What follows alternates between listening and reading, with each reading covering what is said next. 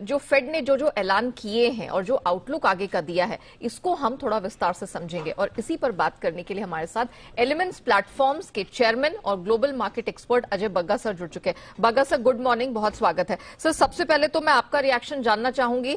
Fade, आप कल भी कह रहे थे, मार्केट का कंसेंसस था 75 बेसिस पॉइंट की रेट हाइक दिखेगी, आ गई।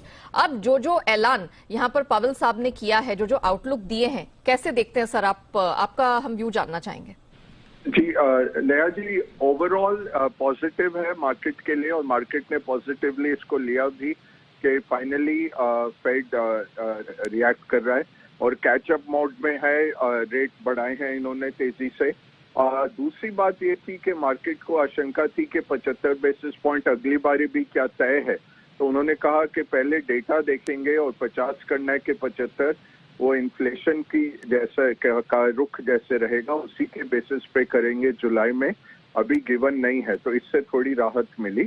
तीसरा जो एक थोड़ा डर मार्केट में बैठा है कि मई में यूएस के रिटेल नंबर, जो डोमेस्टिक खपत, वो नेगेटिव ग्रोथ में आई है। तो हो सकता है, और अटलांटा फेड का जो एक रिपोर्ट निकल के आई जिसने कहा कि 0% ग्रोथ है दूसरी तिमाही में। पहली तिमाही याद करें तो नेगेटिव ग्रोथ था ट्रेड इम्बैलेंस के चलते। तो कई विशेषज्ञ कह रहे हैं कि शायद यूएस ऑलरेडी रिसेशन में है। ये मार्केट पे कहीं ना कहीं और अगले 10 दिन में इम्पैक्ट आना शुरू हो जाएगा, और नहीं तो 2023 में अब लगभग तय है कि लैंडिंग सॉफ्ट नहीं है। कल पावेल ने भी कहा सॉफ्टिश लैंडिंग, उन्होंने ये तब्दील किया टर्म। पिछली बारी भी इन्होंने चेंज किया था कि सॉफ्ट लैंडिंग बहुत मुश्किल है, हम सॉफ्टिश लैंडिंग की कोशिश करेंगे। वो उसका डेफिनेशन नहीं है, बट यही दर्शा रहा है कि रिसेशन, एक माइल्ड रिसेशन अगले साल आ सकता है।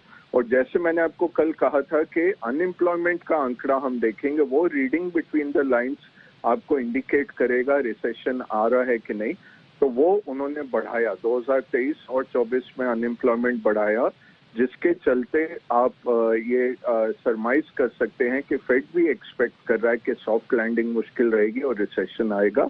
तो यही निष्कर्ष है कि इस बारी तो मार्केट ने ज्यादा ओवरसोल्ड कर दिया था, रिस्क ऑफ कर दिया था कि बहुत तेजी से रेट बढ़ेंगे, उतने तेजी से नहीं बढ़ेंगे।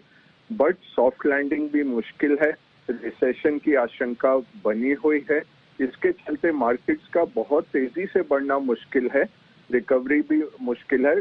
साइडवेज मार्केट रहेंगे आगे 10 दिन।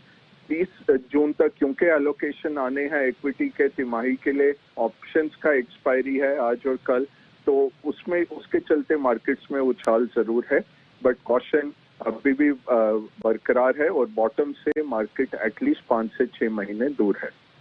Okay Bagga sir, thank you so much. आपने इनफैक्ट, मैं दूसरा सवाल आपसे बाजार पर ही पूछने वाली थी, लेकिन आपने बखूबी दोनों सवालों का जवाब दे दिया। तो क्लियरली हम कह सकते हैं कि बाजार ने अभी तो फेड के स्टैंड्स को और उनकी चिंता को रिस्पेक्ट किया है, हाथों हाथ लिया है, और यही कारण है कि ब्याज दरों में बढ़ोतरी के बाद हमने इस तरह की आप कह सकते हैं रिकवरी आते हुए बाजारों में देखी है। Thank you so much sir, हमारे साथ जुड़ने के लिए, बताने के लिए कि इस आउटलुक को, फेड के नजरिए को कैसे समझा जाए, एंड ऑफ कोर्स बाजार कैसे रिएक्ट करेगा।